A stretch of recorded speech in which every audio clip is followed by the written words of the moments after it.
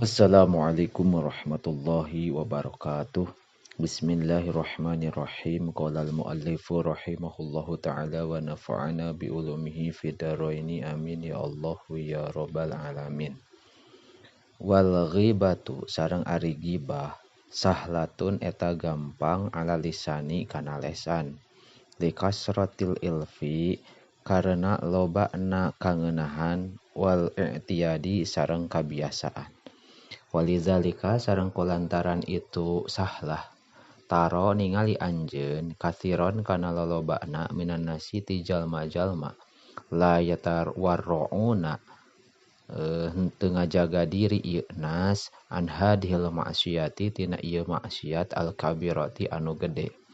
Pala tajidu mangka teu mangihan anjeun aktsarul majalisi kana panglobana pirang-pirang majelis illa masyhunatan kecuali dipinuhan bil ghibati ku gibah.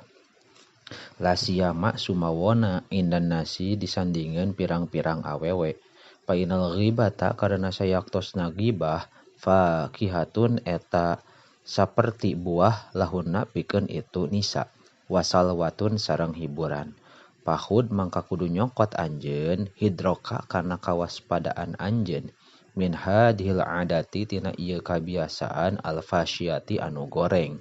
Litas lama karena supaya salamet anjeun pidaroini di dua daerah. Wa ta'isha sareng hirup anjeun qarirul aini bari anu tenang panon. Wa alika sareng eta tetep mistik ka anjeun bil wahdati ari kalawan nyorangan. Idalam tajid di mana-mana henteu mangihan anjeun al jalisa sholiha ka babaturan anu soleh. Litas lama karena supaya salamet anjeun minal ghibati tina gibah. Wa fil hadisi sareng eta tetep dina hiji hadis al wahdatu ari nyorangan khairun eta leuwih alus min jalisi isui tinimang ngabaturan atawa babaturan anu goreng. Wal jalisu sholihu sareng ari babaturan anu soleh khairun eta leuwih alus minal wahdati tinimang nyorangan. Wa'na sareng kudu ngarasa tenang anjeun bitaati rabbika kalawan taat ka pangeran anjeun. Wa mutalaati kutubika sareng ningalian pirang-pirang kitab anjeun.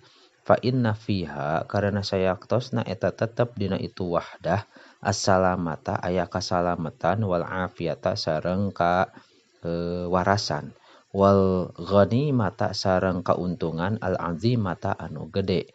Wa qala sareng ngadauh sal al mutanabbi Syekh Mutanabbi rahimahullah rahimahu muga ngarahmat ka ieu Syekh Mutanabbi insyaallah Gusti Allah. Azu makanin ari pang mulia-mulia na tempat di dunia zohrusa bihin eta tonggong kuda perang. Wa khairu jalisin sareng ari pang alus-alusna babaturan pi zamani dina zaman urang sadayana kitabun eta kitab. Wallahu a'lamu bishawab.